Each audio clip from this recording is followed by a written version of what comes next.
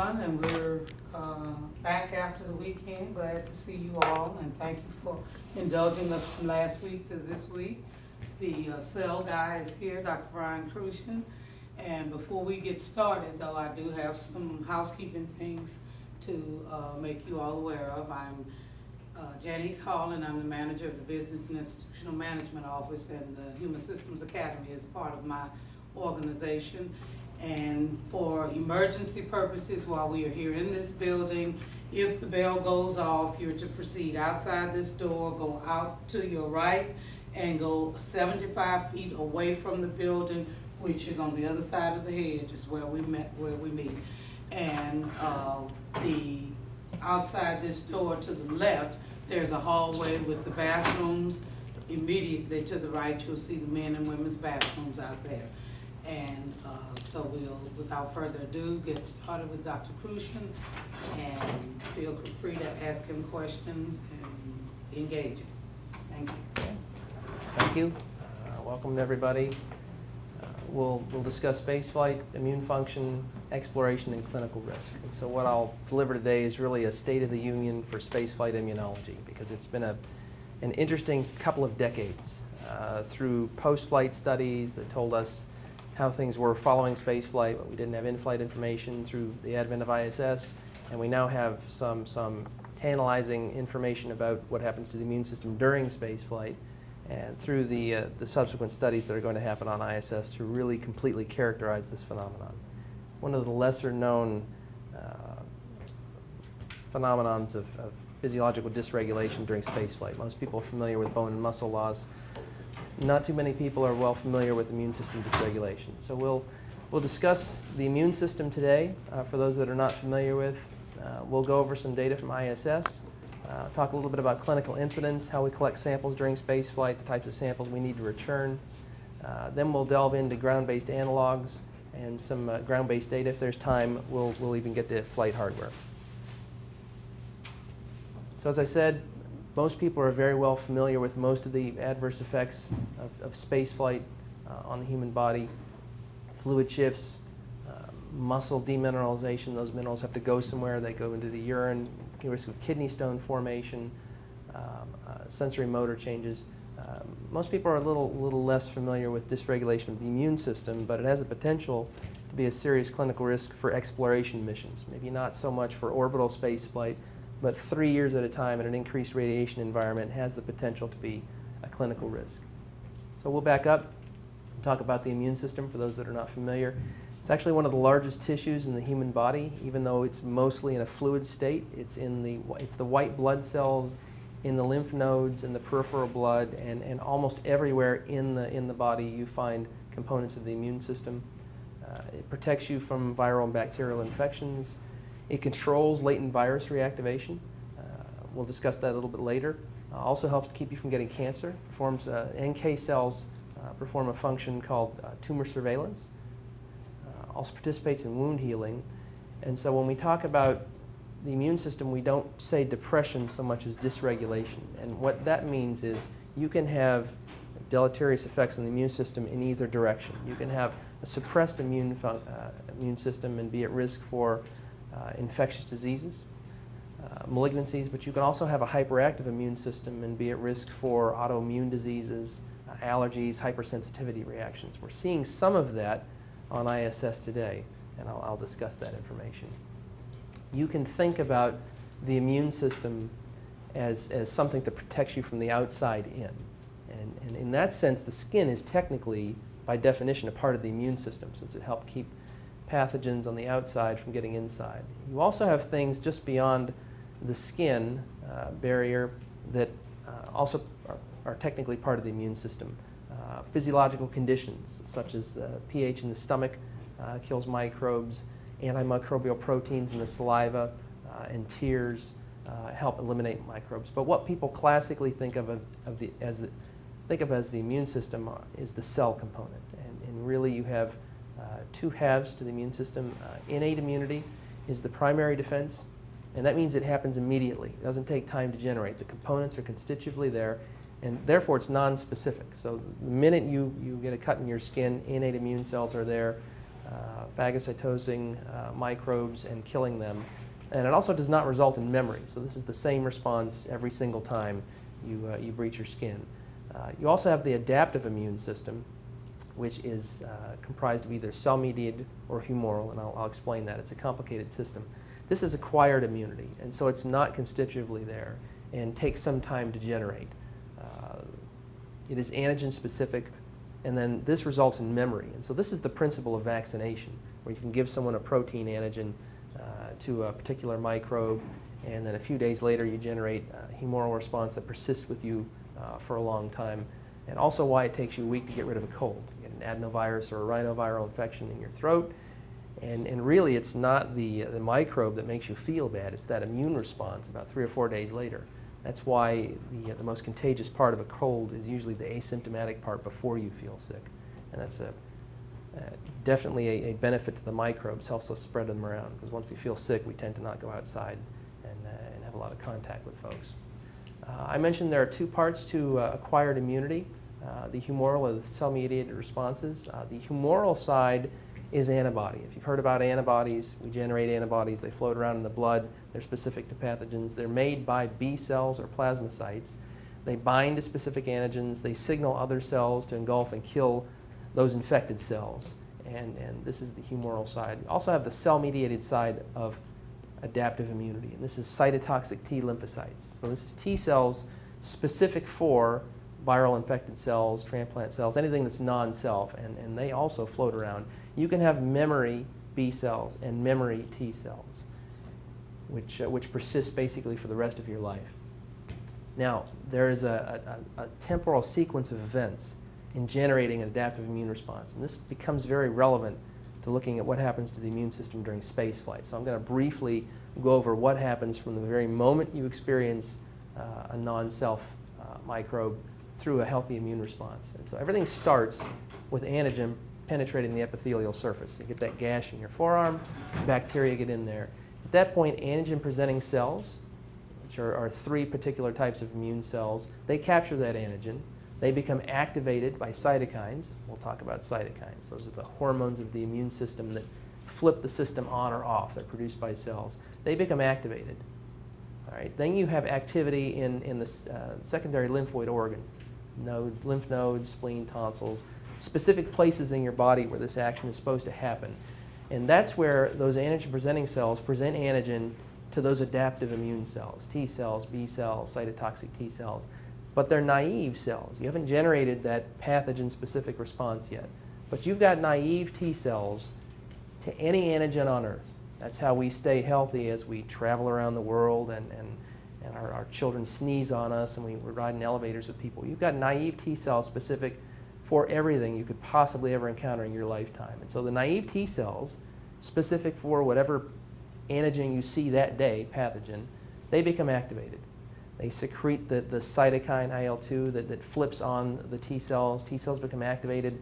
They proliferate. They start to divide. And this is where you get that army generated. Helps you get rid of that one pathogen. They secrete those cytokines that I mentioned, which are, again, the hormones of the immune system. There are dozens and dozens of types of cytokines, and we'll talk about them in a minute. They direct the type of response. Right? B cell activation or humoral response, or do you want a cytotoxic T cell, or do you want both? You can generate lots of different specific types of immune responses. It depends on the pathogen that you're generating. Yes? The laser that you're using is bouncing off that. Oh, I'm sorry. Yeah. Is it catching you guys? Say, every time you're doing that, it's hit right in our eyes. Sorry, had no idea. Yeah. Okay, we won't use that then. I've got a little red one, but it doesn't work. So we'll just, okay. I'll just gesture generally in this direction, and you can catch it off the screen. So again, cytotoxic T cells are the effector cells. They kill viral infected cells. Also have those plasmacytes generating antibody. All of this happens about 72 hours to about 7 days, and this is generating that population of cells that get rid of that pathogen. When this is over, and this can be referred to as inflammation, which is a good thing. You want this to happen, but you don't want to walk around in an inflamed state all the time. So you have a set of cells, regulatory T cells, and a set of cytokines, anti-inflammatory, that basically churn off the system. And then you have those memory cells that differentiate out of that. So you have this week-long series of events that happen from the moment you breach your skin all the way through feeling a lot better, and then those memory cells persisting for the rest of your life. In people with autoimmune diseases, those regulatory T cells and anti-inflammatory aspects are defective. And you really can't churn off the system or prevent it from reacting to self-antigens. So here are cytokines. These, again, are the hormones of the immune system. There are dozens of these. They're produced by all these different types of cells. They turn on other types of cells. They downregulate other types of cells and help you generate the appropriate type of response. For our purposes here today, let's look at them in terms of categories. So we've got inflammatory cytokines that ramp up the system. We've got different types of cytokines that drive particular types of T cell responses. And we'll talk about Th1 and Th2 a little bit later. That's also relevant for flight because we look at cytokine profiles of ISS crew members to see what's going on with this system on board the vehicle. We also have chemokines. These have a little bit longer half-life. They float out into the blood, and they're designed to recruit inflammatory cells to the site of inflammation. Right? So some of these adaptive inflammatory have a very short half-life. You want to contain the inflammation to a particular spot in your body. But these chemokines, you want to go out into the bloodstream and help these inflammatory cells migrate through the tissue to the site of inflammation. Also cells that generate humoral responses. And so we'll look at the blood of ISS crew members using array technology and look at about 22 of these later, try and get some feel of what's happening during spaceflight.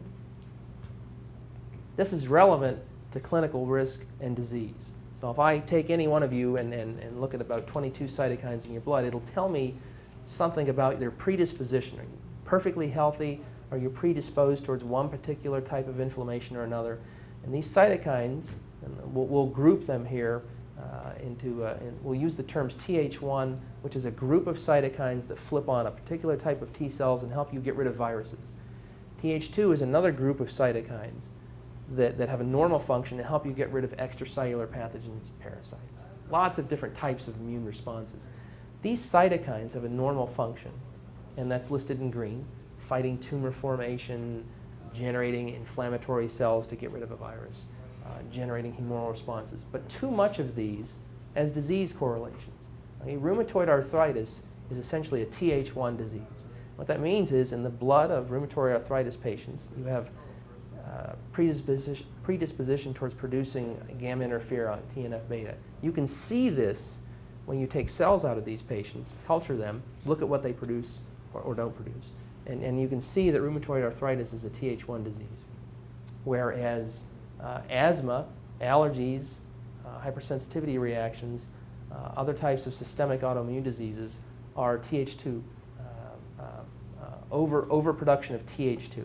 So there's a balance you want your immune system to have, where it's always there at a low level, ready to react, and then when you see a particular type of pathogen, you ramp up the right type, and then a week later, turn it off. And that's a healthy immune system. And we're looking at these cells, the distribution of these cells in the blood of astronauts, cytokine levels in the blood of astronauts. We're culturing astronaut blood cells and seeing if they can respond appropriately, all by bringing down ambient blood samples from ISS.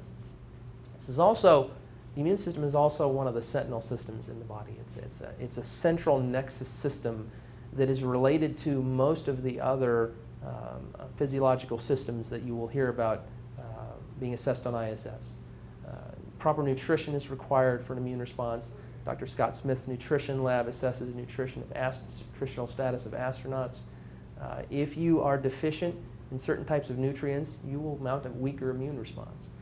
Radiation. The immune system is one of the more radiosensitive tissues in the body, and the immune precursors in the bone marrow are the most radiosensitive cell type in the body.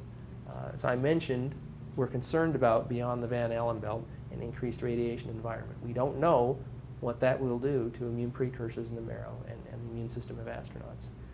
Bone, there's a reciprocal relationship between osteoclasts, osteoblasts, and immune cells. Inflammation can really influence bone formation and resorption, and we think there is a persistent low-level inflammation occurring in astronauts on ISS, and I'll show you some of that data. Also, reciprocal flow of information between the nervous and immune systems. Just last month, there was a landmark paper that came out in Nature that identified for the first time how immune cells are getting into the meningeal space. Basic information like that was not known. We knew that the CNS was monitored by the immune system, but we didn't know how those cells were getting in there. And just last month, they identified where in the nervous system the lymphoid tissue is, and that was a landmark paper in Nature. Microbiology, host pathogen interactions are very important for determining astronaut clinical risk during spaceflight. You can have the immune system depressed or normal, but also the microbes change. Dr. Cheryl Nickerson, Dr. Mark Ott, and others are looking at does microbial virulence change during spaceflight. If the immune system is great, but the bugs get stronger, that's a problem. If the bugs are fine and the immune system gets depressed, that's a problem. And so we want to know that relationship, and there are studies on ISS that are looking at that. Exercise, of course, can have an influence on the immune system. Moderate exercise is good. Exhaustive exercise is not so good. You can draw blood samples from folks that have ran marathons and see the effects that exhaustive exercise has on immunocompetence. So all of that's basically Immunology 101. You've had a 6-month course in about 20 minutes there. And all of that leads to the phenomenon on ISS as we know it to exist today. And it's represented by this graphic. You have the factors that influence the immune system during spaceflight in gray on the top, and there are a number of them. We talked about radiation, microbial virulence. Stress has a profound influence on the immune system.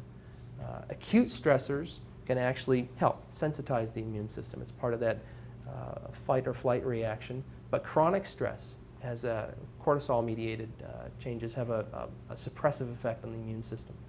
That's relevant for what we think spaceflight is. We're growing to understand that spaceflight is a chronic stressor which is overlaid by intermittent acute stressors, EVAs, docking events, the alarm goes off. But throughout it, it's a chronic stressor. The confinement, the isolation. We can look at stress hormones in astronauts and see corticosteroid-mediated changes. Microgravity itself has an adverse effect on T cell function. This is the thing that really surprises people when they first hear this. But just being in microgravity makes T cells not respond. Right? And there's some really interesting work being done to try and figure out why. But you see this in cell cultures on ISS. And you can see this in cell cultures on the ground in the bioreactor or the clinostat, which are these devices we have in the laboratory that slowly rotate the cells. And you can look at various functional outputs and see that microgravity or analog microgravity in the ground inhibits T cell function. And I'll show you some microscopy images to demonstrate that to you today. Circadian misalignment has an adverse effect on the immune system. Crews don't sleep while on orbit. They see a sunrise and a sunset every 90 minutes. I think that essentially what happens, and it will vary by crew member, is once they lose their circadian entrainment, and that may be because of a slam shift for a docking or something like that, they never really get it back. And that's when you start to see the sleep meds being used more heavily. And I think those are the most heavily used medication on ISS. Isolation is a psychological stressor. So when we talk about the effects on the immune system, when we say space flight, we're referring to all of those. And drawing a blood sample from an astronaut doesn't allow me to separate out the effects of those variables. So we talk about that unified effect of space flight on the immune system. And what that results in is observable changes in the immune system of astronauts. Reduced cell function, altered cytokine balance. Crews reactivate latent herpes viruses. And what that means is you get a rhinovirus or an adenovirus in your throat, a week later the virus is gone and you'll never get that virus again because you have those memory T cells. But there are other types of viruses that go latent in the body somewhere. And for the rest of your life, you have this battle happening between the virus trying to come out and the immune system trying to control it. VZV, varicella zoster virus, is one. You get this the very first time when you're young, and it's chicken pox. You get rid of the chicken pox, but the virus is still in there latent somewhere, trying to come out. When you become elderly and your immune system is a little more suppressed, you see shingles, which is the exact same virus that you got as a child, experiencing reactivation. We see asymptomatic reactivation of VZV occurring in astronauts. So I say asymptomatic, they certainly don't have shingles. But you can take a saliva sample from astronauts. This is some of Dr. Dwayne Pearson's work. And you can see VZV DNA in the saliva of astronauts. So there's an asymptomatic reactivation happening. That doesn't mean they're sick, but it means they're experiencing a viral reactivation that is directly related to loss of immune function in astronaut crews on ISS. Also, clinical incidence is important information to us, for us to have. Do they get sick on ISS? Some people think they don't get sick on ISS because you don't really hear about this. They certainly get sick on ISS. When they do, it's confidential medical data, just like for you and me. And so we're not really supposed to know that. And so what is the exact incidence of infectious disease on ISS? We're trying to figure that out now. We're working with the repository people, the epidemiologists that have this information, and we're trying to generate some non-identifiable numbers that we can use to aid our interpretation of this. And I'll show some of those today. All of this is essentially asymptomatic changes in astronaut stuff. And that's why I think for orbital spaceflight, we don't really have a tremendous clinical risk related to the immune system. What we're worried about are these red lines. All right, we go out beyond the Van Allen belt, and we're going to spend 3 years. I have asteroids here. I probably need to flip this back to Mars. The slide changes every couple of years as we change our destinations. But it doesn't matter. Once you're beyond the Van Allen belt, for our discipline, the destination doesn't really matter. Clinical risk is going to be about the same. If you spend 3 years in deep space, we're worried about these things. Cancer, increased radiation environment, decreased tumor surveillance by NK cells, possibly a recipe for a problem. Hypersensitivity reactions we're seeing on ISS, and I'll show you some of that data. Infectious disease, maybe autoimmune diseases, probably a little less likely, but definitely possible.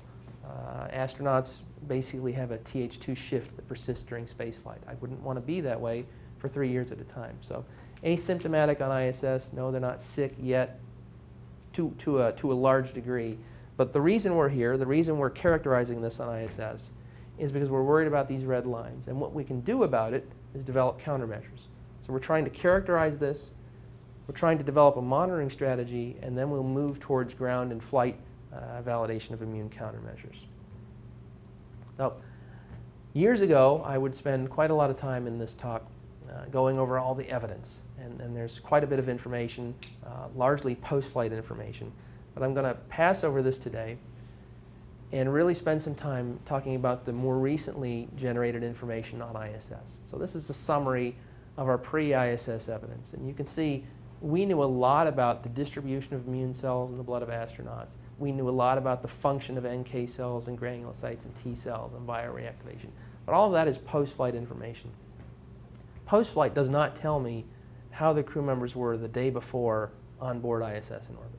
This all could be a landing effect. Landing is a tremendous physiological stress, a high G reentry. You see all kinds of acute stress response occurring in the blood via stress hormone assessments. And also readaptation to 1G after a prolonged deconditioning is a physiological stress. So we really needed to get samples from orbit to determine what is happening during flight.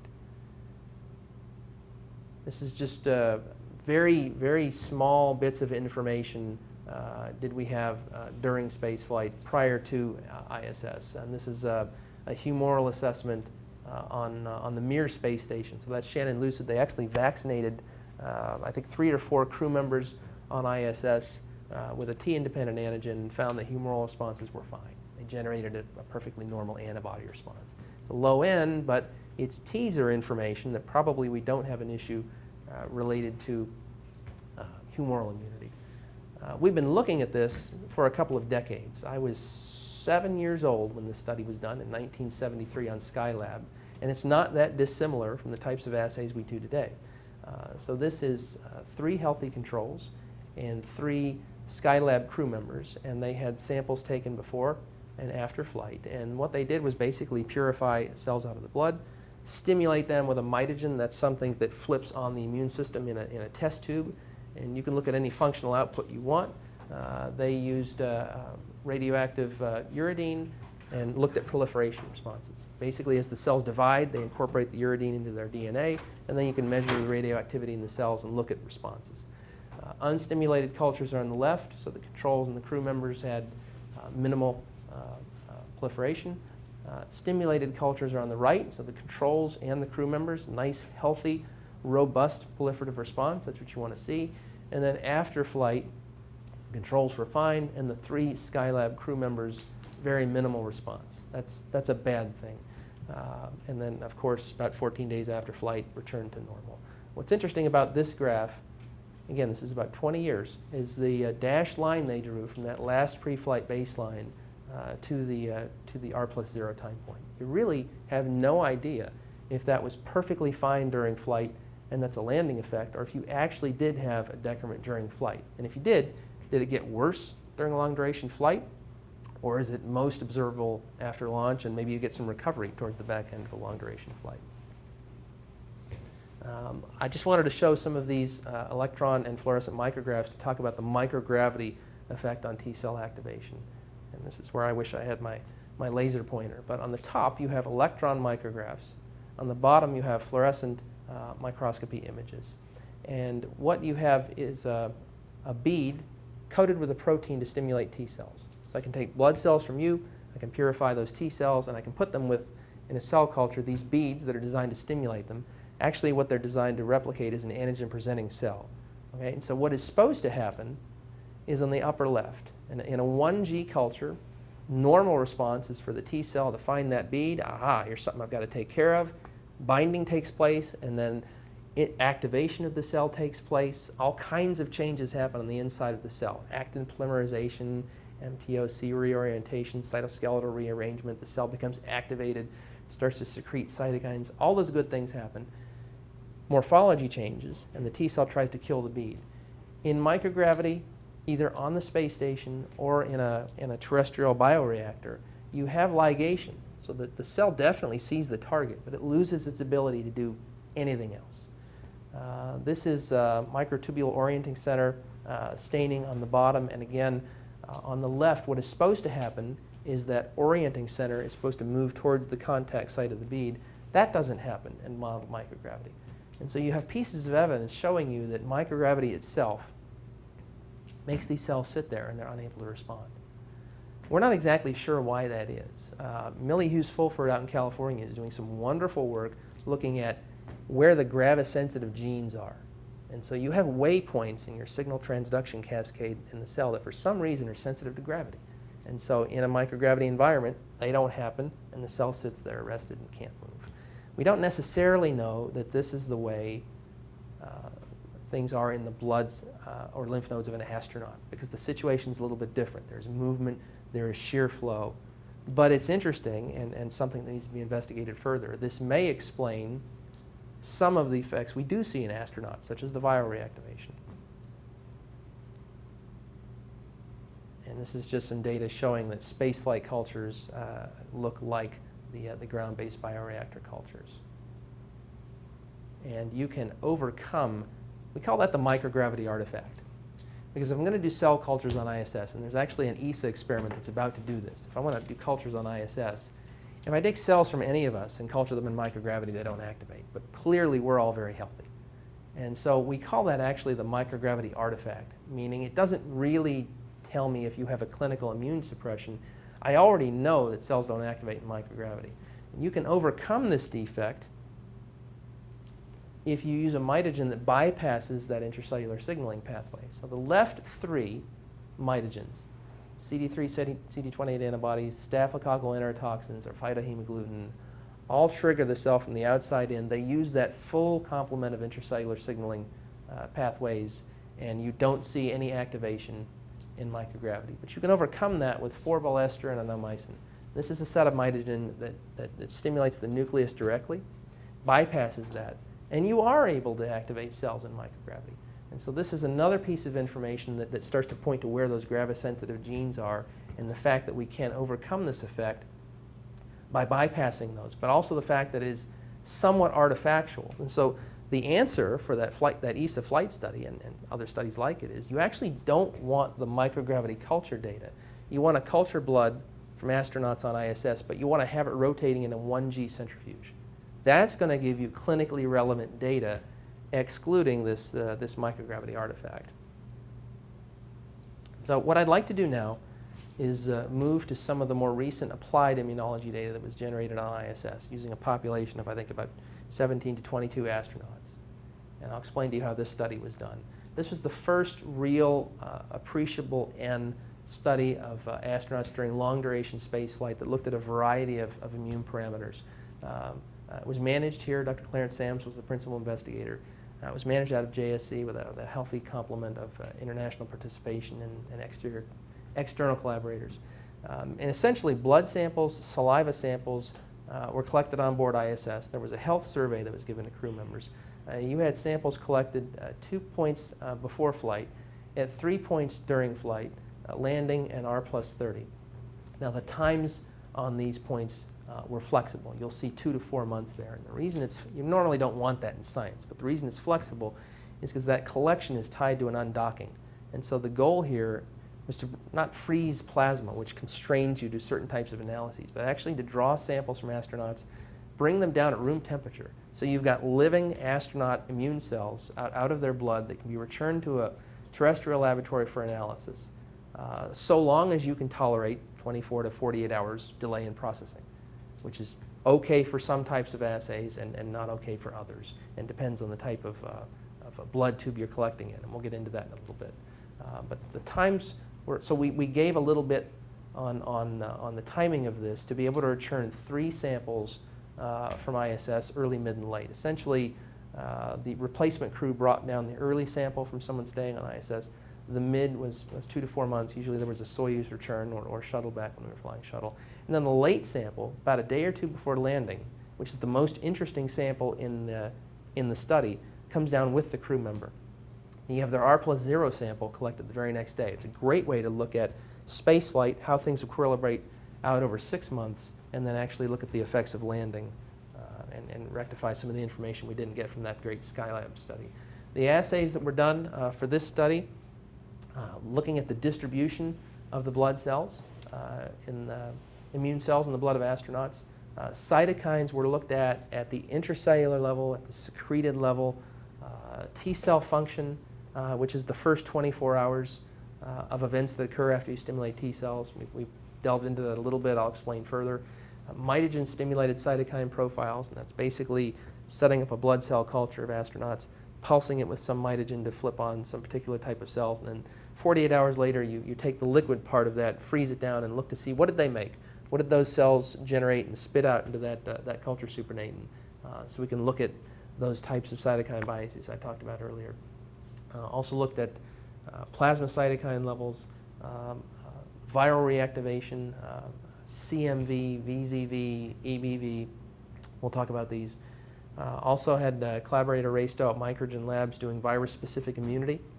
That's the bridge between the general immune assays and the viral reactivation, is virus-specific immunity. And so I talked about you get that one virus, you generate those viral-specific immune cells, and then you never get that virus again.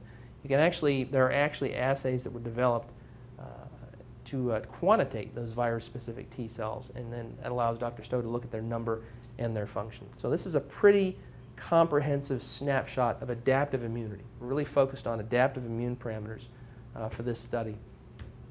There was a particular set of hardware developed for this study, a blood collection kit on the left.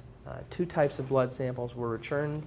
If you're familiar with blood collection at all, it was an EDTA tube, which has a purple top and is really the plasma portion is what's interesting.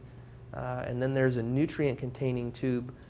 It's a yellow-capped top. ACD is the anticoagulant. The D is dextrose, meaning it has nutrients in it, and this keeps the cells alive for up to 3 days. This was how we were able to draw samples on ISS and bring down a perfectly viable or living blood sample to test astronaut immune cell function. On the right is the saliva collection kit. We're going to look at the shedding of these viruses in the saliva of astronauts. A lot of them are present in the saliva, so it's wonderful. It's a non-invasive tissue that you can get very easily. There was a cotton plug that you put in your mouth for about a minute or so, and then it was put into a clip preservative bag and frozen for return. There's also a little, you'll see a little book with colored tabs, and so that has 5 pages in it. Actually able to get an astronaut to get that page wet, dries it out. You do that at 5 points throughout the day. You're able to reconstitute cortisol off of those. And so that allows you to look at the circadian rhythm of cortisol in ISS astronauts, looking at 5-point kinetics over an entire day. So that's a very innovative assay. Dr. Mark Lautenschlager was the co-investigator responsible for that, and it generated some very interesting data. This is Andre Kuiper's in the Columbus module performing a blood collection for this study. Some interesting things we learned about collecting blood samples on ISS. And if there's time on the back end of this talk, I'll share some of that information. But essentially, blood tubes don't fill like they do on the ground. It seems like it would be intuitive. Put the blood tube on, wait, tube is full, take it off. But in fact, if you, next time you're getting your blood drawn, watch, and the phlebotomist will use gravity to know when that tube is full. And so you watch them fill from the bottom to the top. Doesn't matter what orientation the tube is. Well, that doesn't really happen on ISS. What happens, a little bit of blood flows into the tube, wicks onto the glass, and makes the tubes look full, way before they're full. And so actually we had crews popping those off a little bit early. We were able to do some parabolic flights, figure out exactly what was going on and what they were seeing, some video from orbit to confirm that, and we added a training session to talk about how to properly fill these, never had a problem again. But very interesting, the types of things you'll encounter when you actually implement your flight study that you didn't really anticipate beforehand. And this is just another shot from Columbus, and you can see the hardware on the wall there. Now, they've moved to a pantry style blood collection center, which is located in Columbus, but they just stock the tubes, not particular study-specific kits like we had for this one. And the centrifuge is directly in front of the crew member there, where samples are spun down and processed for return. This is just some samples at KSC that were returned, completed for one of the missions. And so I'll share the ISS data now. The first thing we did was look at the distribution of these cells. And so remember we talked about proliferation, expansion. If you're healthy, there's a snapshot of what is normal for you, and whatever pathogen you're experiencing, you'll see expansion or contraction of these populations. This is essentially the basis for complete blood count, or CBC, mentioned in all the crime shows when they take someone to the hospital. They grab a CBC stat. That really looks at the top 2 or 3 levels of this chart. And if you see an expansion in the white blood cells, in general, you have infection. Granulocytes usually correspond to a bacterial infection, lymphocytes to a viral infection. We want to look at all of these and get down to these fine subsets, and it's basically the difference between a 100x and a 1000x microscope. I mean, you're looking at much higher resolution. A CBC works on the size and the shape of these cells, passes them in front of a laser or potentiometric detection. But to really look at all of these types of cells, you start to have to stain specific markers on the surface of these. And that's using fluorescent tagged antibodies and a device called a flow cytometer. And those that visit the lab today, you can see the suite of cytometers we have in the immunology lab, which is pretty state-of-the-art as we get ready for the next flight studies. But we looked at the distribution of these in the blood of astronauts. This is what the data looks like.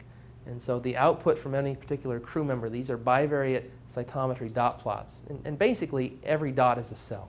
And so we'll stain the blood of an astronaut, let it flow through the instruments, we get these outputs, and then we quantitate these different populations of cells based on their expression of one or more of these types of markers.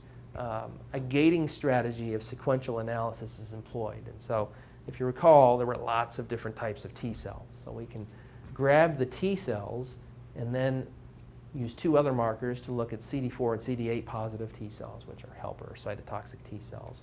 And then we can grab the CD8 positive population and further expand that into cytotoxic effector or senescent T cells. And so these are wonderful instruments with a lot of capability, and the more markers you're able to stain, the more information you can get. The data for leukocyte distribution is fairly uninteresting.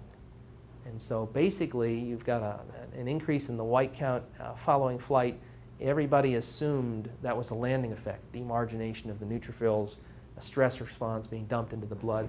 In fact, you've got a little bit of an elevation in the white count of crew members during flight, which was a surprise to us.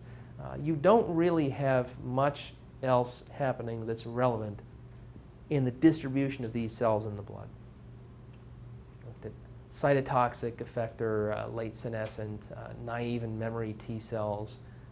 CD57 is another marker for senescence. And there's some minor changes here and there, but as an immunologist, it's not a very profound set of changes. And so I don't want to delve on it too much. But what that tells me is you don't have catastrophic illness. These populations change in response to being sick in your blood. And so you don't have, as expected, you don't have large-scale pathologic changes inside astronauts. What we're more interested than the distribution of these is whether or not they work, their functional characteristics. So in any one of you, the distribution of these immune cells might be perfectly normal and none of them work. And so we're interested in looking at function of these cells. And so the way you look at immune function, we've touched on this a little bit today. You take cells out of the body, stimulate them during a cell culture, and then you can look at any functional output that they're normally supposed to do.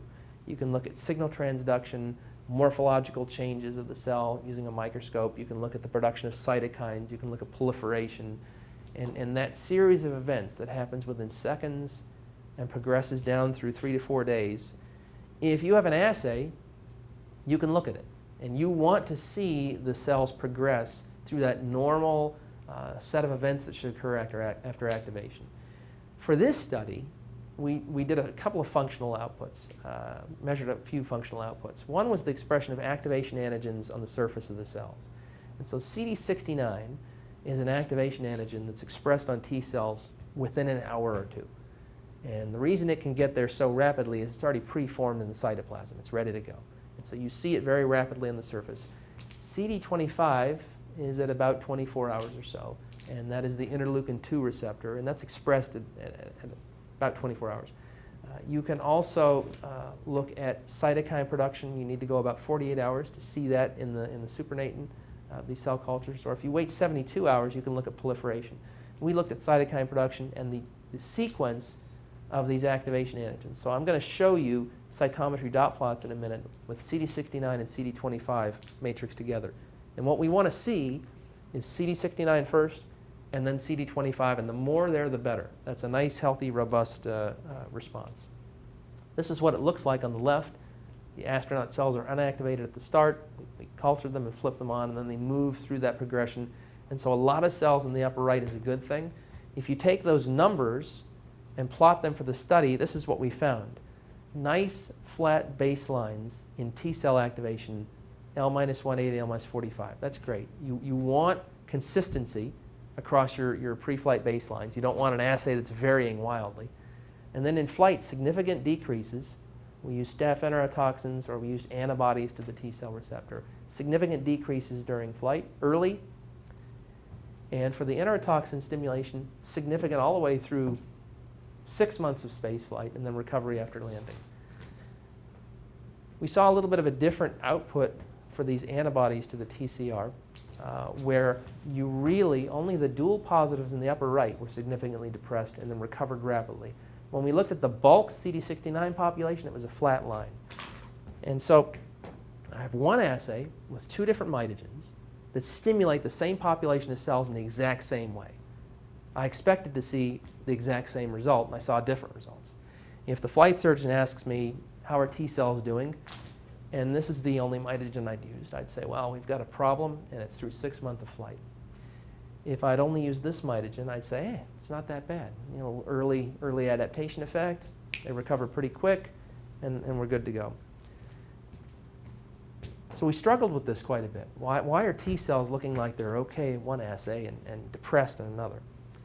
And the answer has to do with how these mitogens work. The soluble antibodies to the TCR coat every single molecule on that T cell and flip it on. The enterotoxins really only only activate at the cell-cell interface, okay? Because the gets into some ice bucket immunology, but the way the superantigen, the enterotoxin, works is it needs that antigen-presenting cell to deliver that costimulatory signal. And so what that means is that one of my mitogens is actually delivering a pretty powerful signal, and one of them is delivering a weaker or more physiological signal. And what that means for the data is it looks like it's not necessarily a depression in T cell function. It's a shift in the activation potential. Whereas this is that same assay that was done in a laboratory experiment with those beads again, coated with different levels of antibodies to flip on the cells. Basically, in 1G conditions, you can really flip on cells with a minimal signal strength. But in microgravity conditions, you can still activate the cells, but you need a much stronger signal. I think my flight mitogens are demonstrating this effect in astronauts, which is really, really interesting. Now you're starting to see some of that cell culture information being manifested in changes that we're seeing in astronauts. I think you've got a weak signal with the enterotoxins and a strong signal with the other mitogen in that. So what you're actually seeing is an activation threshold. That's good, because if there's an activation threshold, there's probably some countermeasures we can give to rectify that. But that's getting a little bit beyond scope of where we are in our knowledge base right now. We looked at cytokines in the blood of astronauts. First, we looked at intracellular cytokines. And this is where you stimulate astronaut blood cell samples, but you put in a chemical to halt the secretion. And so you allow those cytokines to build up inside the cell, and then you fix those cells and stain them. So this is not about quantitating how much they make. It's about identifying which cells are making what. And so here's some more cytometry gating where we can get the T cells and then look at the CD4s and the CD8s, the two main populations of T cells. And then we look at their production of two cytokines, interleukin-2, which we talked about before, or gamma interferon. And what you see is the CD4 positive T cells are the primary makers of interleukin-2.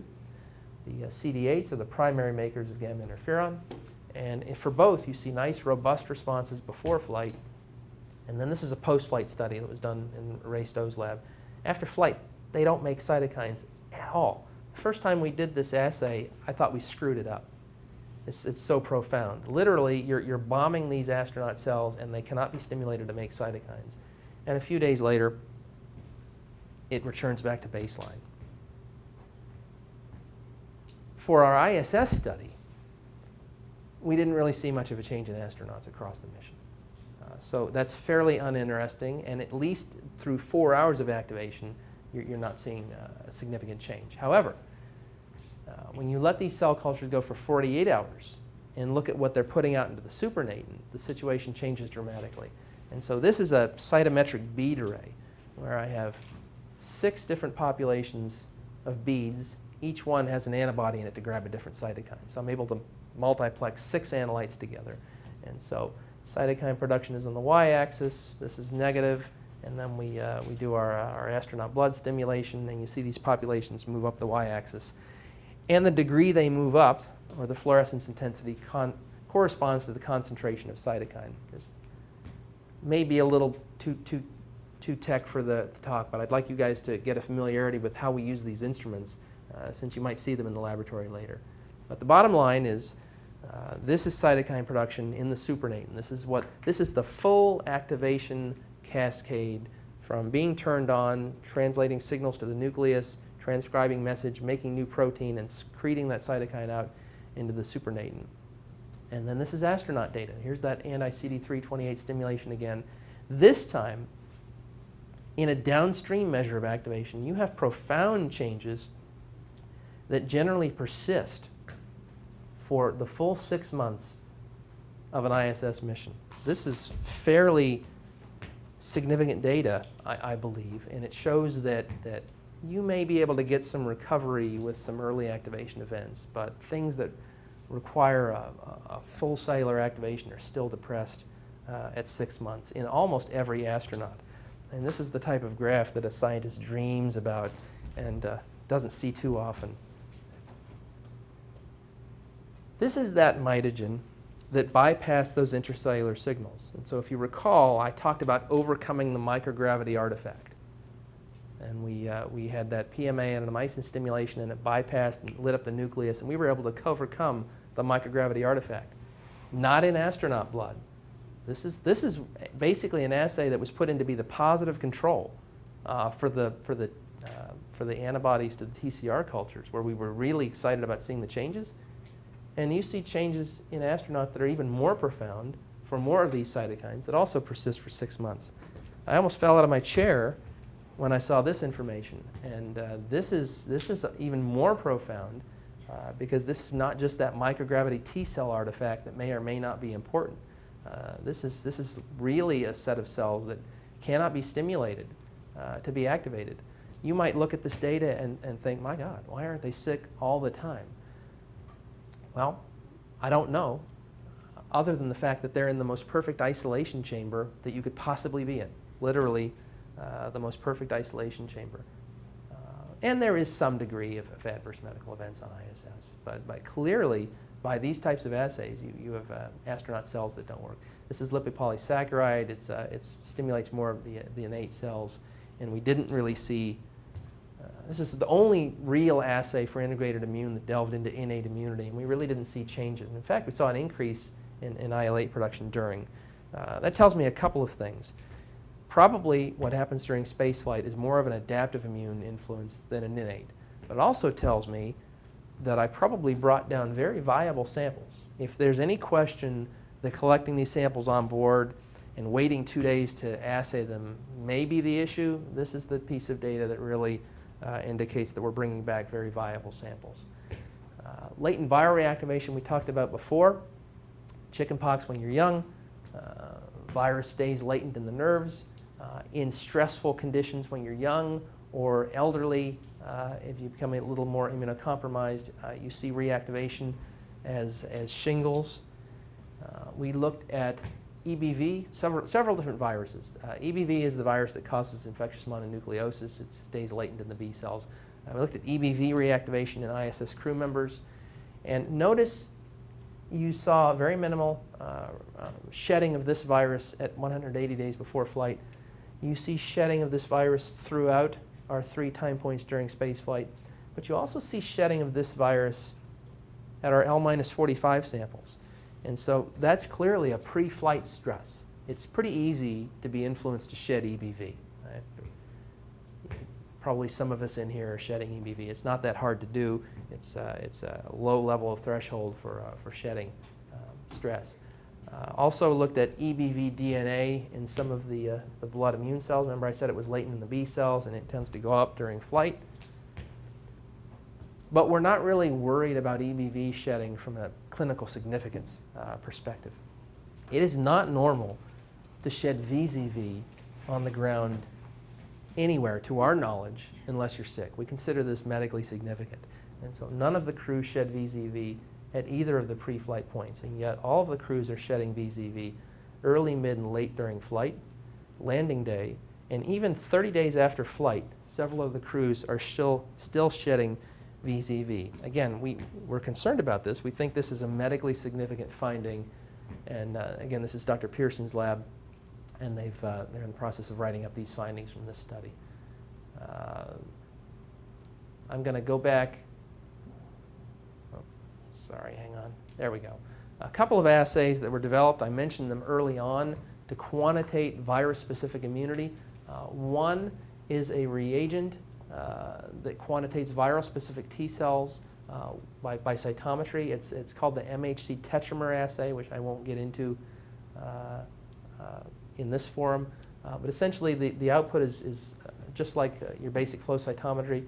Now, considering the dozens, if not hundreds of viruses you've been exposed to in your lifetime, the number of T cells you have floating around in your blood for any one of them is going to be very small. But you don't need very many. You only need a few, and then you get an anamnestic response, and if you're exposed again, you don't get that virus again. The number is very small in the blood, so this is rare event cytometry, and we can use this reagent to quantitate EBV-specific T cells, 0.1% of all T cells. Or in this case, it's cytomegalovirus, CMV, is 0.2% in this example. We can also, in an assay that was developed at JSC, we can culture cells with viral peptides, and we can look at the function of these viral-specific T cells using a cytokine as a functional output. And that's what this looks like. This is that CD69 again, and a control peptide, and you really don't see much of a response. And then if you culture with EBV viral peptides, you can look at this tiny population responding. So you can look at the number and the function of this small population of virus-specific T cells. This is the positive control, PMA adenomycin again. And so in a representative astronaut crew, what we generally find is that the number of these are fine, but that their function decreases. And that goes along with the general T cell data, where you're finding that, again, numbers of these cells are fine, but few of them seem to work during flight. This is circadian alignment and stress hormone levels in ISS crew members. Again, this is Dr. Laudenschlager's data and the book. Remember that dry book that we generated? So what happens in a normal situation with any of us is there's a normal diurnal variation of cortisol where you wake up, your first sample upon waking has a certain amount of cortisol associated with it. Your peak for the day is about 30 minutes after waking, and then the rest of the day you start to reduce your cortisol level, and that gets you ready to go to sleep at night. And then the body gets you ready to wake up and function throughout the day, and that's a normal diurnal variation of cortisol. What we noticed for this study is averages for pre-flight are 3 in-flight points and post-flight are here, and that you have a normal diurnal variation pre-flight for most of the crew members. You start to lose that, so the alignment of these gets very skewed, but also the levels, the y-axis is the same across the board. The levels of salivary cortisol are elevated dramatically for most crews. So 2 things are happening. One is you're losing your circadian rhythm during flight, and also you're showing increases in stress hormones associated with flight. Stress and loss of circadian rhythm. And we talked about that early on when we were talking about the causes of spaceflight-associated immune dysfunction.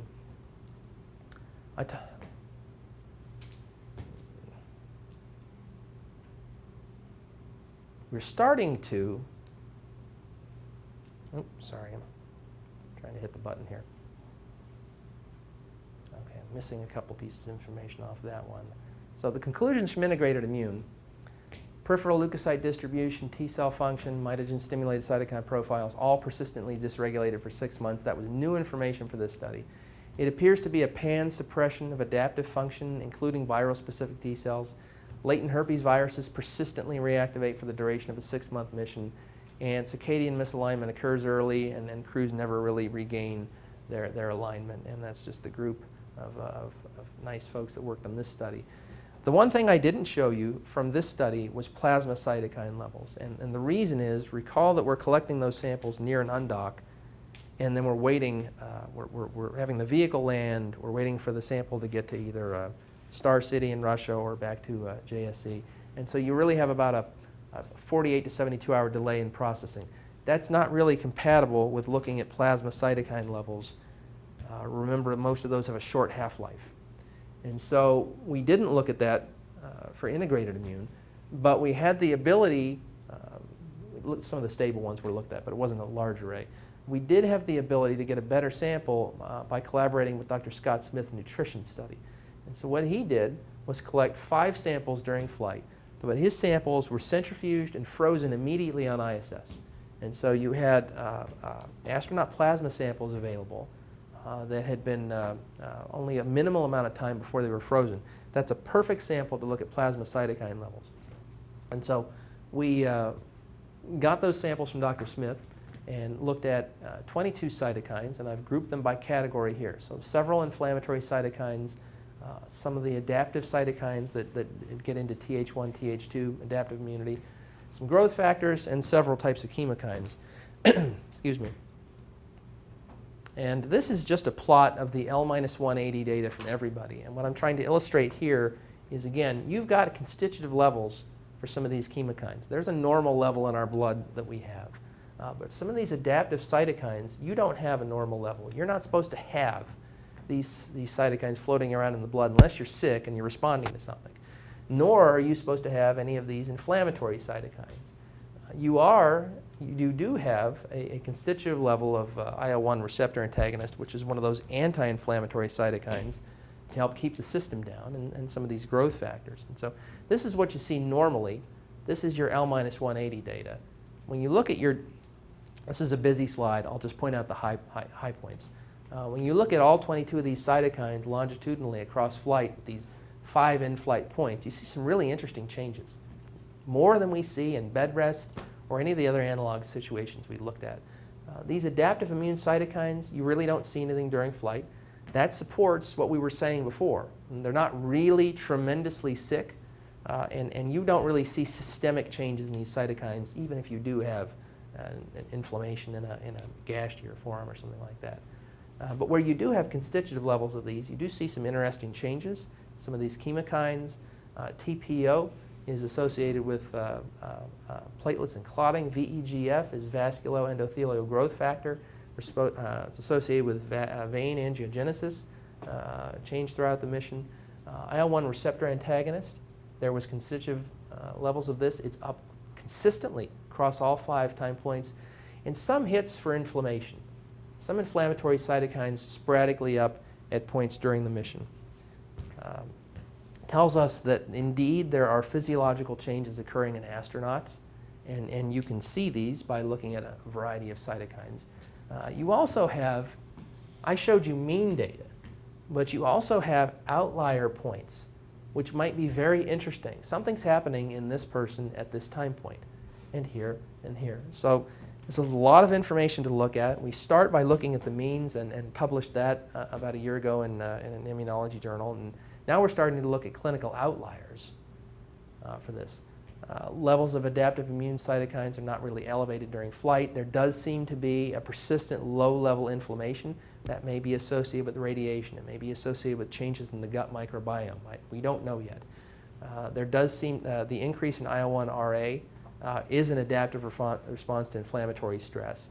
And that may seem counterintuitive, but actually when you have inflammation, you see inflammatory cytokines go up, and you see cytokines to control it go up, actually more fold, because you want to control or contain that inflammation to a localized site.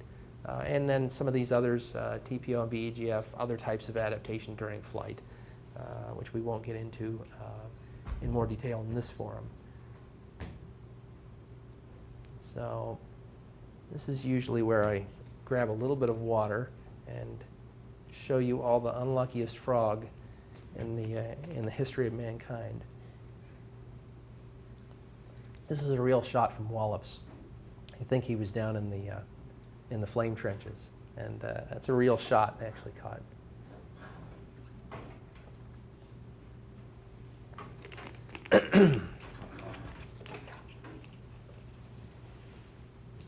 Okay, so that was a pretty good pass over what we know so far about immune system of astronauts during flight. I'd like to talk a little bit about clinical incidents during flight. This is the other side of the coin that we're very interested in knowing, and are working to generate a useful set of data for the immune discipline. This is one of Kathy Johnson's charts for shuttle flights that we've shown for several years, and it talks about incidence of fungal infections and fever and chills and UTI during flight, and 29 incidences during 106 flights.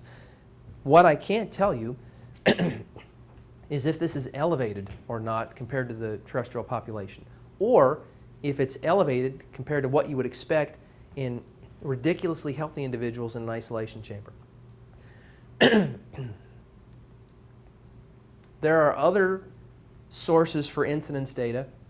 This is information from the clinical finding forms that are associated with the integrated medical model.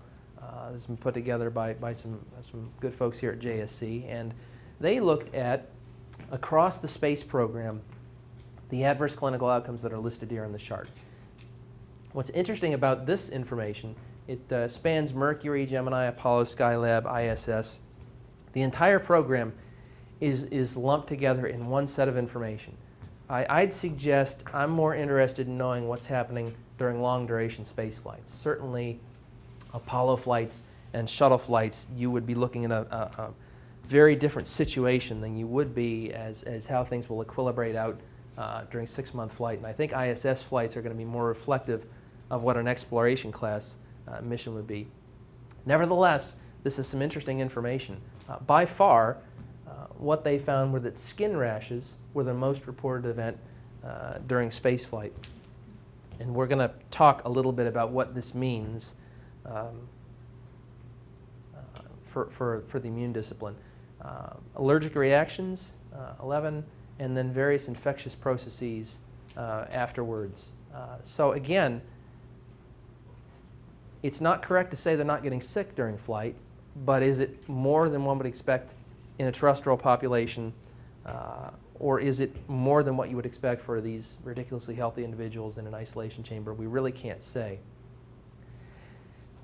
So what we've done, and this was a discipline activity, is to try and get the best set of information to feed our interpretation of our flight data and our assessment of clinical risk.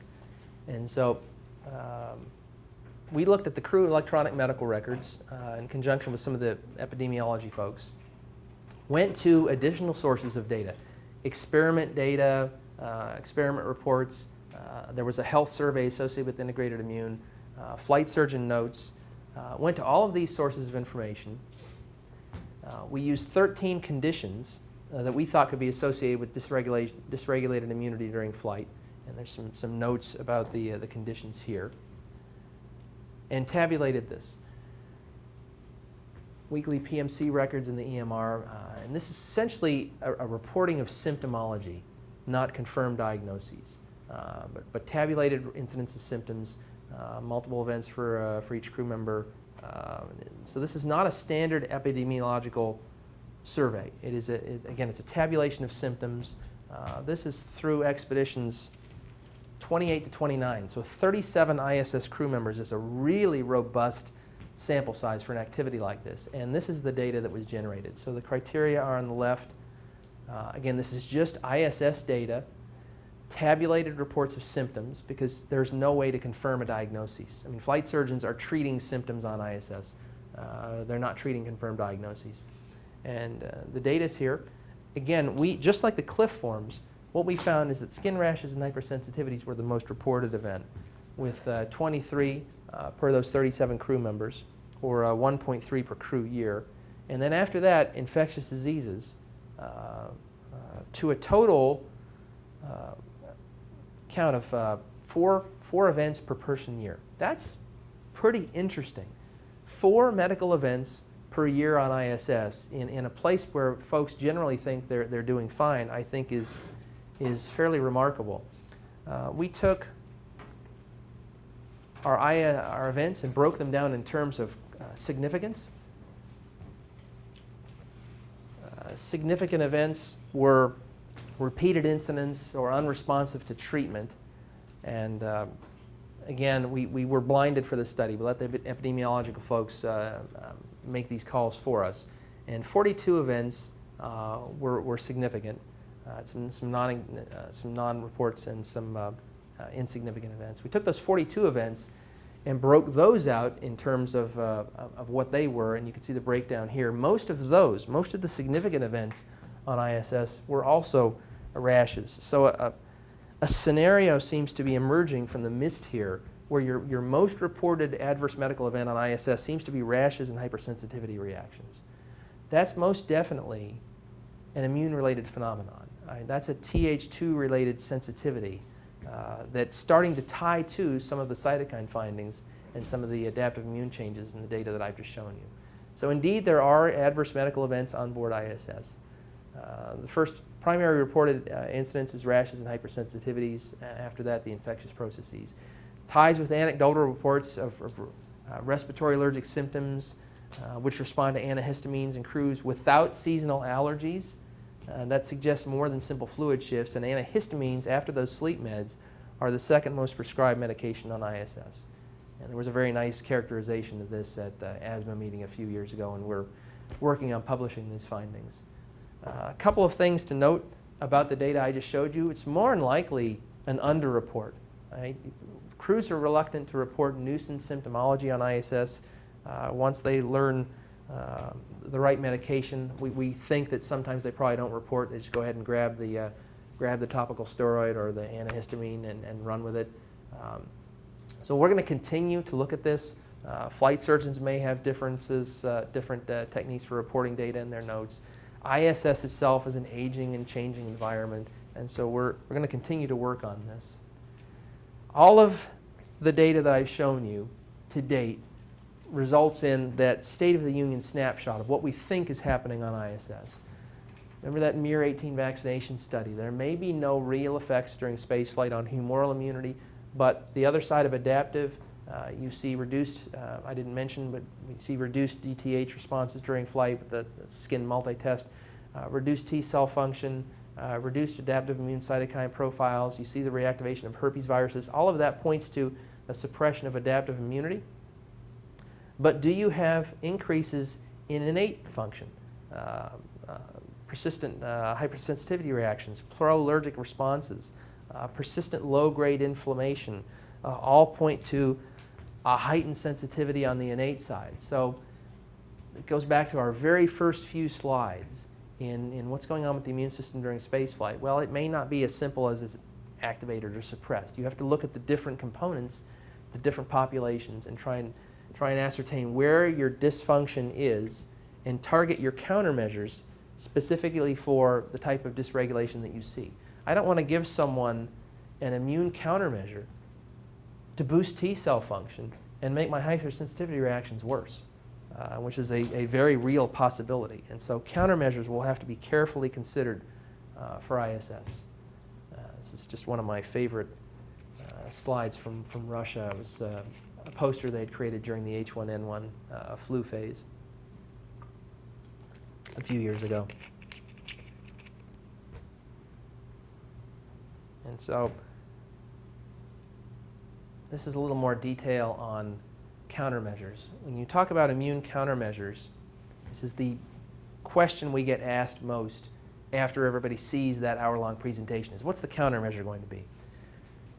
Very complicated question to answer. And we just did a talk at the ISGP meeting in Slovenia last month on immune countermeasures, where really our discipline position till now has been, give us the samples, we need to characterize this on flight. I don't want to talk about this until we've characterized it. Now that we're looking at the end of ISS not being too far in the distant future, and we have some information, we're starting to broach the subject of countermeasures. And so probably for immune, you can look at these in different tiers. You're going to have tier 1 as your multi-system and benign countermeasure. These are the things that are probably going to be done anyway that have the benefit, potential to benefit immune. Environmental controls, improvements in sleep schedule, psychological aspects, family communication. Things like radiation shielding can benefit immune, things that will probably be done anyway. I was at a meeting at Trieste a few years ago, and someone asked Dr. Clarence Sams what the best immune countermeasure would be, and he said propulsion. And everybody looked at him and he said, if you can get me to Mars in a month, you have just mitigated most of the immune problem. And I thought that was really interesting and profound. But when we talk about countermeasures, most people are thinking about the pill that you're going to take. And so tier 2 is nutritional supplementation. There are a variety of things that would probably be pretty safe to take for a 2 or 3 year mission to Mars that can benefit the system, that are going to have very few adverse effects. Supplemental nucleotides benefit immune function. AHCC is a compound that's fairly safe to take that mitigates a Th2 shift. Pegylated IL-2, antioxidants. Most of us are taking some of those now, vitamin E. They have the potential to benefit the system. Omega-3 fatty acids for their anti-inflammatory properties. Probiotics may help rectify gut inflammation and a variety of other things. And so probably we'll start with some cocktail of these if I was going to start to look at countermeasures today. The things that you don't really want to be on for 3 years on the way to Mars are the medications. And so those may be treatments as opposed to countermeasures to rectify the system. There are medications that combat the effects of cortisol, the suppressive effect of cortisol on immunity, antibiotics, antivirals, anti-inflammatories. Even beta blockers are probably a little more safe and have been known to rectify a Th2 shift. There are a variety of cytokines that have been modified into fairly stable drugs. But really, you don't want to stay here. You want to start here when you talk about immune countermeasures. And we'll continue to have this discussion over the next few years as we start to enact the next immune flight studies on ISS to complete the characterization. There are a lot of things we have not looked at on board ISS. Just to show you that countermeasures is actually starting to move forward, Langston University in Oklahoma just got a $5 million grant to look at did some terrestrial evaluations of immune countermeasures for ISS. And I was really happy to see that. They're going to look at a variety of plant extracts in a ground-based cell culture model. But I was really happy to see that. It's a program grant, and so you're starting to see movement forward on the countermeasures side. I mentioned those next immune flight studies to complete the characterization. The follow-up study to integrated immune, the ops name is going to be functional immune, just had its select for flight briefing last Thursday, and the CRR is being reviewed. It's going to use the same sampling architecture and take a core set of measures from the first study and add on a variety of things we didn't look at the first time. All the omics assays, transcriptomics, proteomics, metabolomics, osteoimmunology. The call is broad, and so the solicitation is on the street right now for this. I think the responses are due tomorrow. There's also an immune study that's going to look at the effect of the exploration atmosphere, which is proposed to be 8.2 psi, 34% oxygen. Hypoxia can influence the immune system tremendously, and in a variety of different ways, depending upon the venue, the pressure of the oxygen component. You see this in mountaineers, though, or at interior Antarctic stations that are at significant altitude. And so proposing to put the crew in a hypoxic state with intermittent hyperoxia has never been looked at before. We have no biochemical data on that. And so there's a study that's been selected that should look at this on board ISS also as part of the omnibus evaluation of the atmosphere. And so I've got about 15 minutes to go. That really completes the flight part. I'm going to take a very quick pass over ground analogs because I think it's relevant. We're also working in analogs. Really what we're looking for in a ground analog is something that replicates flight to as much fidelity as possible, and that's proving to be very challenging to find. But it's going to be a location then when we can do validation of countermeasures. This is bed rest. There are a variety of analogs, and really the analog that you use depends on the system that you're interested in. Bed rest is a wonderful analog for fluid shifts, bone and muscle. My personal opinion is that it's a very poor analog for spaceflight-associated immune dysfunction. It doesn't really replicate most of these factors. If you break out the things that cause immune changes during flight into a list, you can separate them into what I call flight-related and mission-associated. And so flight-related, to me, are the things that you can't really replicate on the ground. The IRB frowns on me irradiating people, and we don't really have a microgravity room we can play in for a few weeks at a time. But everything else in this list can be replicated to a pretty high fidelity on the ground. Psychological stressors, confinement, circadian misalignment, all can be replicated. And this is just an example of the NEMO missions where we put astronaut crews in this station off Key Largo, a tremendous spaceflight analog. Now, this would be very bad for bone and muscle because you're ambulatory and you're in a 1G field. But it might be wonderful for psychological aspects, immune dysregulation. So this whole suite of analogs that we have, and our use of which is maintained by the Flight Analogs Project in Building 37, but you really want to target the analog to match the physiological system.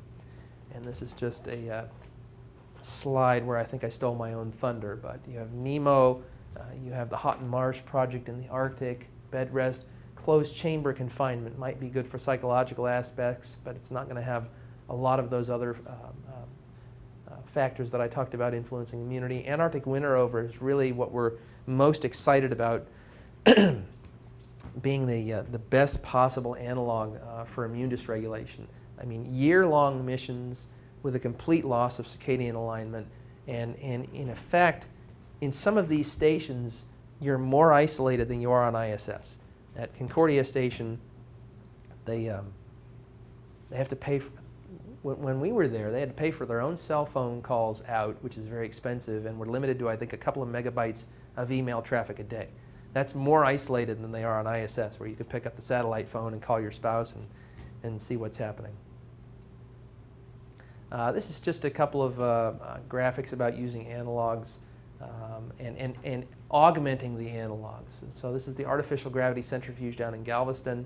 But also Ray Stowe did a real innovative immune study where he used the centrifuge at Brooks and coupled bed rest to a launch and landing, shuttle launch and landing profile. And so in the centrifuge, they were able to replicate shuttle ascent and shuttle descent. He tied that to 2 weeks of bed rest and was able to look at it really to a high fidelity, the stressors associated with the shuttle mission, and that was innovative, which is why I mentioned it here. I already showed these before. Now we can really think of these. This is the clinostat devices that do model microgravity as a ground-based spaceflight analog for certain aspects of immune dysregulation, the cell culture assays. NEMO, I'm sure most of you have heard of, but for those that are not familiar with, is this wonderful undersea station in Key Largo that we, on occasion, have put astronaut crews in for up to 2 weeks at a time, and it has an associated shore facility and some basic laboratory processing capability. And we did some pilot study work there, and because of time I won't belabor the data, but we did some pilot study activities there and found some changes in leukocyte distribution and T cell function and cytokine profiles that looked a lot like flight, also shedding of viruses during the NEMO missions. And so NEMO to me looked like a great analog for a shuttle flight. Now we really want long duration data to correlate with exploration class clinical risk, but the NEMO data was really intriguing and demonstrated that you can get to pretty high fidelity a replication of the stressors that induce immune dysregulation in astronauts. We also did some pilot data a long time ago in Devon Island, which is the Hot and Mars project that's managed by Pascal Lee.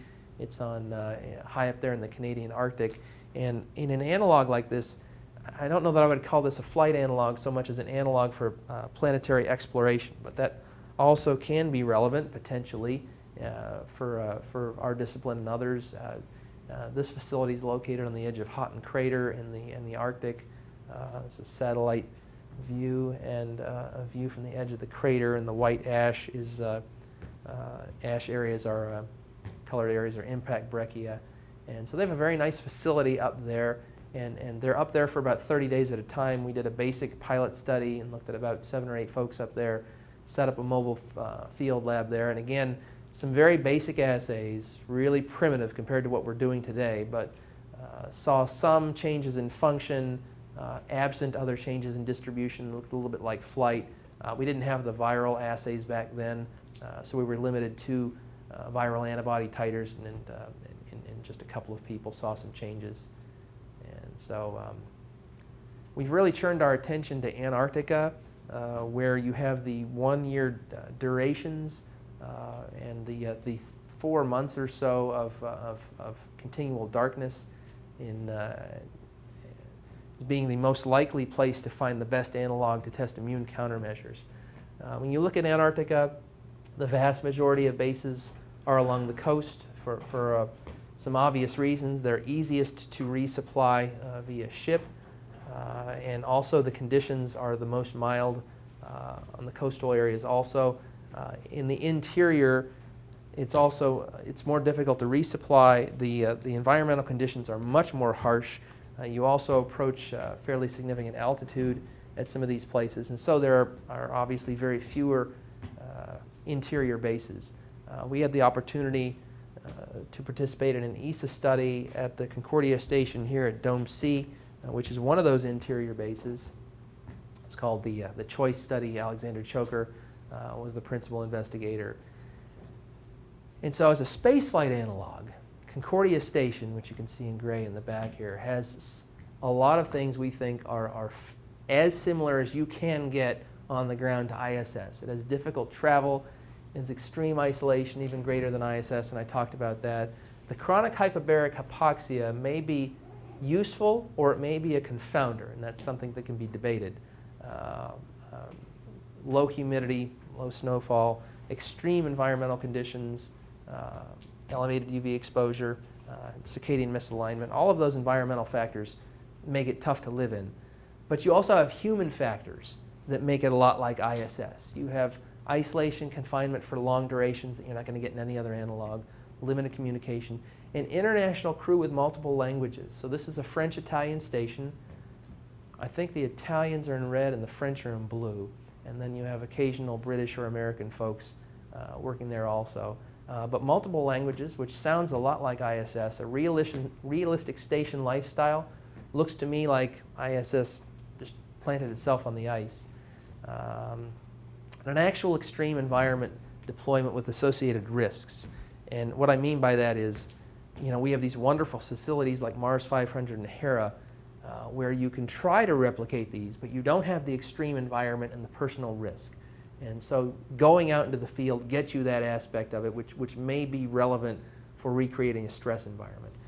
Winter rovers at the station are 12. with some increases during the summer when folks transit in and out. And so I'm closing up on the end of my time, so I'll just briefly go over this. We did a study there in conjunction with the Europeans. The NASA assays were very, very similar to integrated immune. We were trying to do a ground-to-flight comparison, almost one-to-one. So the same types of assays, everything that I showed you for integrated immune, we attempted to do during the winter over, although there were some difficulties with getting reagents in and out and getting robust participation by the folks. It's a difficult environment to be in, but generally the crews were really good to us. We deployed a cytometer there and left it there for the duration of 2 winters over, and there's some interesting caveats related to training to have this type of data collection when you're not deploying a cytometrist for the overwinter. Essentially, the leukocyte distribution did not look like flight at all. You had a lymphocytosis that persisted during the winter over and some changes in the distribution of the fine leukocyte subsets that didn't really look like flight. Plasma cytokines, this is the exact same array that I showed you for flight. And most of the changes that I showed you for flight are not represented here, which is very interesting and different and unexpected. You actually have a decrease in IL-1RA during the winter over period. I was very surprised to see that. The T cell function assays could only be done during the early and very late deployment phases. And whereas you saw a depression in T cell function during flight, you actually see increases early and late during deployment to Concordia Station. I was very unhappy to hear this until I talked to our ESA collaborators who do very similar assays and found the exact same thing. They do an in vitro DTH, which instead of broad spectrum mitogen uses recall antigens, but it's basically the same type of thing, and they saw the same result. And so it's very real finding, and the reason is almost certainly related to the hypoxic influence. Hypoxia is immunostimulatory. And so you've got these people deployed in a persistent hyperbaric hypoxic environment. Mitogen-stimulated cytokine profiles, again, the same. Increases across the board during deployment at Concordia Station where you saw decreases during flight. EBV DNA in blood, yet they shed viruses at Concordia Station. And so whereas we have depressed T cell function during flight and we want to correlate that with viral shedding, they're still shedding viruses at Concordia Station even though you have increases in T cell function. And so it's via some other mechanism, or we have to more thoroughly go back and characterize this. And there are ongoing studies that will start at Concordia Station to further characterize this. This is the dry books, again, loss of circadian rhythm, of course, at Concordia Station. Clinical incidence, they did have 3 periods of endemic disease at Concordia Station associated with the summer transition phases, flu-like, rhinopharyngitis, and gastroenteritis. And so if we think that the hypoxic influence is a confounder at Concordia Station, and we still think Antarctic winter over is the best spaceflight analog, then the most logical step after that is to come back to the coast. And so follow-up studies are planned at the Neumayer 3 station, which is a German station along the coast, again, ESA facilitated, and those studies are ongoing. And this is just a little bit about HERA for students. And so I generally wrap up the content there. I can take about a minute and go over spaceflight hardware. And so the reason I usually introduce spaceflight hardware is I can spend all of your taxpayer dollars and thoroughly characterize this during flight. And I can find the right analog, and I can develop the right countermeasure cocktail. And we've done a wonderful job. And if it's time to go to Mars, most of that, we will still need a way to monitor the crews on the way to Mars. And so in-flight hardware for monitoring these types of parameters is going to be very important. Your cytometers that you can see in the lab later today are large, heavy instruments that use a lot of fluids, principles of high dynamic focusing of cells inside of these instruments, heavy high-energy lasers. They generate liters of liquid biohazardous waste. And so these types of instruments, this is why we bring the samples down from flight, because we don't have something like this on board. And so we took the architecture of, okay, let's just grab the samples during flight. If we can tolerate a couple of days of sampling delay, then I can do all of my assays in my lab here. But we can't take that to flight. We're going to need monitoring hardware to monitor the crews during exploration missions. This is just a little bit about the fluid physics of these, how these instruments work. So we developed a prototype flight cytometer here at JSC a few years ago.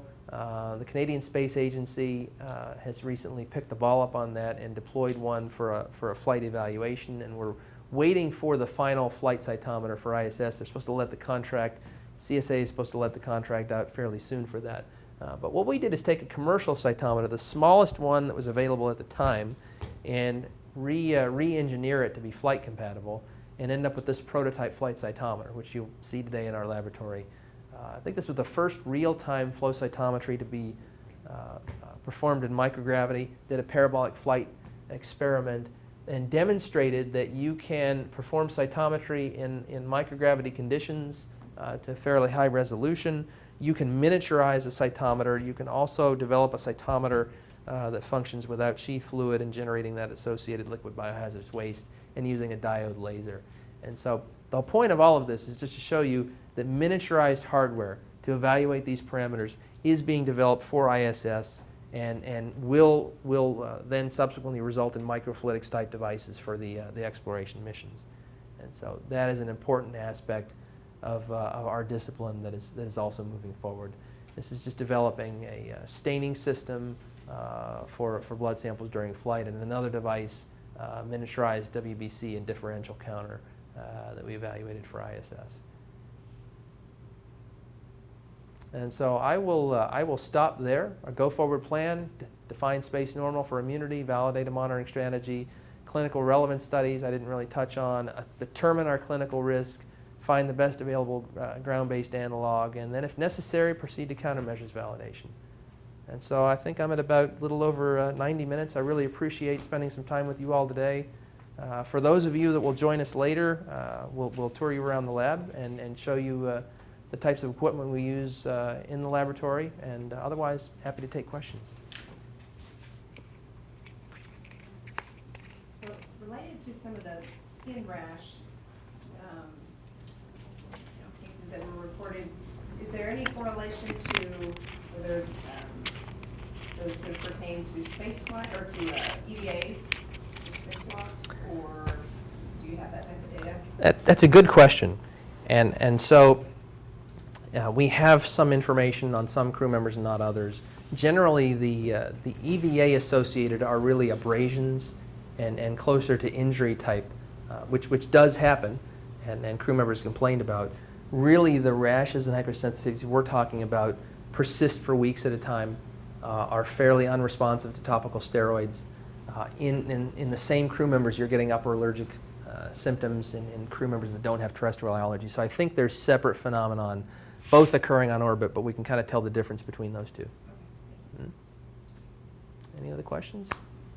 Yeah. Seeing how the time before flight and then during flight, it seems like there's a pretty steep drop-off with the levels of the immune cells versus the time, sort of that graph you showed. Would there be a significant benefit to living in a sort of a simulated 1G environment for maybe an hour a day? If these T cells can find the cells but don't have the functionality to attack them, and it seems like a lot of the different stresses might come from just a psychological impact of a different environment, but just living in like a 1G centrifuge for an hour or two a day, maybe You mean on orbit? Yeah. As a countermeasure? Right. Sure. So artificial gravity is one of those things that's being talked about as a potential countermeasure. And I can't tell you if an hour a day at 1G or 1.8 Gs or something would help, but it's certainly being talked about. The artificial gravity study in Galveston, the human centrifuge, was designed to look at that. And so they had folks that did bed rest for, I think, 30 or 60 days, and there was a control group that did not centrifuge, and then there was a group that lay on the centrifuge, and the platform that you lay on slid back and forth. And so when it spun up to 1.8 Gs, they were actually able to do a little bit of exercises. And so that was evaluated as a countermeasure. The reason I can't answer your question is because bed rest didn't induce immune changes. So there was nothing there to be rectified by the countermeasure. Sure. So it's a tough one to answer. I think the countermeasure did have some benefit on the other systems that were dysregulated, bone and muscle perhaps, but I think Dr. Pulaski has those articles published. We'd have to go look at that. Okay. So yeah, you're getting into that whole problem of we have to have an analog that manifests the change before we can have a countermeasure and look. But I would anticipate yes. Mhm. I mean, any other questions? When you speak of short duration missions, long duration missions, short duration, 10 to 30 days or not even that long, and then long duration up to 6 months or even beyond that? I think that definition has evolved a lot. I mean, there was a time when a 30-day Skylab mission was long duration, and that became short duration compared to our 6-month ISS missions. But now those are going to be short compared to our 1-year ISS missions. And so the definition evolves over time. But generally, we think that at about 45 days or so, your early adaptive period is over. And you generally should be getting to steady state for how you're going to be for long duration. Comparing Scott Kelly and the other 1-year folks to the 6-month folks will help us determine that, which is one of the reasons why we're chasing the 1-year missions. Because long duration is actually going to go to 500 to 900 days if we're talking about a Mars mission. Yeah, absolutely. So just looking out there to see if there's elbows in the data that we haven't come across yet. Yeah, you're right in that even the 1-year missions, by definition, aren't long enough to replicate Mars. And so I've heard ISS talked about as being an analog for Mars flights, and then every analog has its imperfections. They've done the right duration study at Mars 500 in Russia, but then that analog loses its fidelity for a number of reasons. So it's even on ISS, it's hard to get the perfect system. Thank you. Okay, I've enjoyed talking to you all. For those that are going to join us later, we'll see you at 1 o'clock in Building 37. So just some cleanup things, as he said this afternoon, 1 o'clock, building 37, room 1096 is what I have here. Yes. So that's where we'll see you if you're going to join for the immunology tour this afternoon. And then our next lecture was supposed to be the Human Systems Risk Management. Dr. Jeff Davis was to give that on the 14th of July.